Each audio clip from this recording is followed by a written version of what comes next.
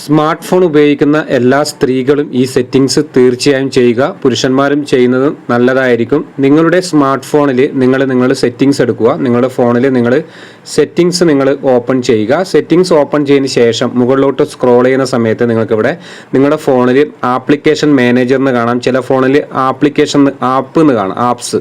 ഇതിൽ നിങ്ങൾ ക്ലിക്ക് ചെയ്യുക. ഇതിൽ നിങ്ങൾ ക്ലിക്ക് ചെയ്യുന്ന സമയത്ത് നിങ്ങളുടെ ഫോണിലെ ആപ്ലിക്കേഷൻ നിങ്ങൾക്ക് ടോട്ടലായിട്ട് ഇവിടെ കാണാൻ സാധിക്കും.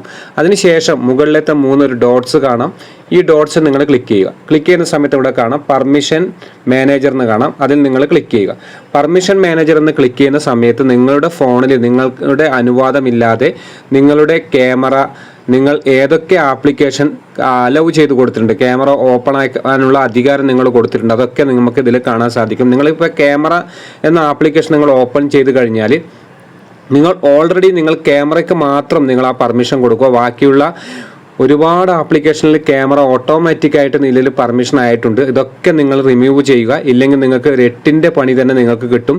നിങ്ങൾ ഈ ക്രോം ആപ്ലിക്കേഷൻ ഇപ്പം നിങ്ങൾ എങ്ങനെയാണ് ഇത് റിമൂവ് ചെയ്യേണ്ടത്? ഇപ്പോൾ ക്രോം എന്ന ആപ്ലിക്കേഷൻ നിങ്ങൾ ക്ലിക്ക് ചെയ്യുക. ക്ലിക്ക് ചെയ്തതിന് ശേഷം ഡോണ്ട് അലോ ഇതിൽ ക്ലിക്ക് ചെയ്തിട്ട് നിങ്ങൾ ഈ ഒരു ആപ്ലിക്കേഷൻ ഇങ്ങനെ നിങ്ങൾ പെർമിഷൻ എല്ലാം ഓഫ് ചെയ്യുക. ഓരോ ആപ്ലിക്കേഷൻ നിങ്ങൾ വേണ്ടാത്ത, ഇപ്പോൾ ക്യാമറേൻ്റെ ആവശ്യമില്ലല്ലോ, അങ്ങനത്തെ വേണ്ടാത്ത ആപ്ലിക്കേഷനൊക്കെ പെർമിഷൻ നിങ്ങൾ ഇതുപോലെ ഓഫ് ചെയ്ത് കൊടുക്കുക. ഇപ്പോൾ മെസ്സേജിന് ക്യാമറേൻ്റെ ആവശ്യമില്ല, അപ്പോൾ ഇത് ഡോണ്ട്.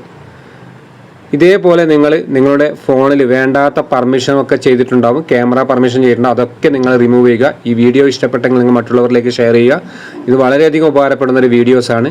ഇതേപോലുള്ള ടെക് വീഡിയോ ലഭിക്കുവാൻ രാജേഷ് പൈനൂർ യൂട്യൂബ് ചാനൽ നിങ്ങൾ സബ്സ്ക്രൈബ് ചെയ്യുക. ഫേസ്ബുക്ക് പേജ് നിങ്ങൾ ഫോളോ ചെയ്യുക.